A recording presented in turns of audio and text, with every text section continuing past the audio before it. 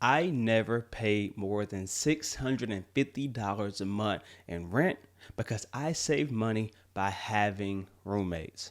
After I moved out of my college dorm room my freshman year, every year up until the age of 27, so from 18 to 27, I had roommates. At times I had one roommate. At times I had four roommates, but I always had roommates. Is it the most convenient? Probably not. Is it the most privacy? Absolutely not. However, for me, having roommates for almost 9 years was one of, if not the best financial decision I've made. For 6 of those 9 years, my two roommates were also my business partners. So not only were we business partners, but we were also cohabitating. At times, we didn't even have a sofa in our living room. We had equipment for our video production company. We would have meetings at the house. So not only were we saving money on rent, but we also didn't have to pay for any rent for a business office because we already lived together. It was super convenient, super efficient, and it saved us money. So here are my 5 ways to save money with roommates. Number 1, live with roommates first. Once you move out and get on your own, it's going to be harder to make those sacrifices to live with other people. It's kind of like when you move out from your house and you start to live by your own rules, but then you got to come back home and live by mama's rules. That's tough, right? It's tough. So if you want to save money by living with roommates, live with roommates as soon as possible. Number 2 is communication. You have to be adults about the situation and learn how to have those crucial conversations. Even if crucial conversations may be about just, hey, bro, can you knock out this dish so I can use it to cook with? Having that ability to just communicate in a respectful and effective way will allow you to cohabitate more successfully. Next is sacrifice.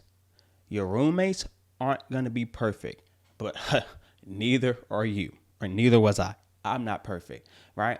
But it's about finding a roommate relationship that's good enough. It's not going to be a match made in heaven. It's not going to be love at first sight. But you got to understand, I'm doing this because it is fiscally responsible. It is a good money decision. So my roommates may have some different lifestyle choices than I did. They had 3 pets at one point. I don't even like pets. I have allergies, but I was able to get cool with their cat because I knew I had a long-term goal that I wanted to achieve, and roommates were going to help me to achieve that goal. So before you start thinking like, oh, it's going to be a sacrifice. Yes, it is going to be a sacrifice, but you're sacrificing for your better financial future. Number 4 is to take responsibility. Along with that sacrifice, it's about pointing the 10 fingers back at you. I feel like a lot of times in any relationship, but in roommate relationships, we start to see everything that our roommate's not doing. Maybe they're not taking out the trash, or, oh, okay, well, they didn't have the rent, or they didn't do this, or they didn't do that. But what are you doing, right? If the trash hasn't been taken out, I also look at myself and say, hey, did I take the trash out? And if I did I communicate, back to my other point, did I communicate effectively and be like, hey, bro, you ain't take the trash out this week? You have to take some culpability and responsibility in the situation as well. So that's my 4th point, to take responsibility. Those 10 fingers, point them back at me.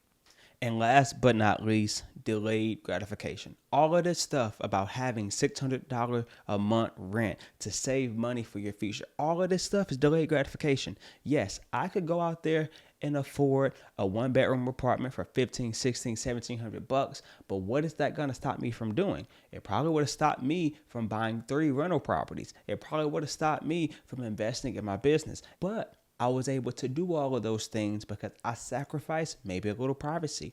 I sacrificed living with pets when I'm not a pet person. I sacrificed having a couch because we had equipment in our living room. But those sacrifices have paid off in the future through delayed gratification.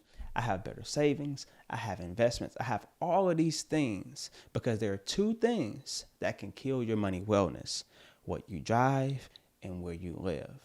So those are my 5 ways I was able to live with roommates and pay less than $650 in rent. Number one was to live with roommates first. Once you're on your own, it's hard to go back. Number two was to communicate effectively. Number three was sacrifice. That's the big one. Number three, you have to sacrifice. If you want roommates, if you want to be able to save money on where you live, you have to sacrifice. Number four was to take responsibility. And number five, I got texting right there. And number five, delayed gratification. Sacrificing some of that short-term comfortability for your future money success.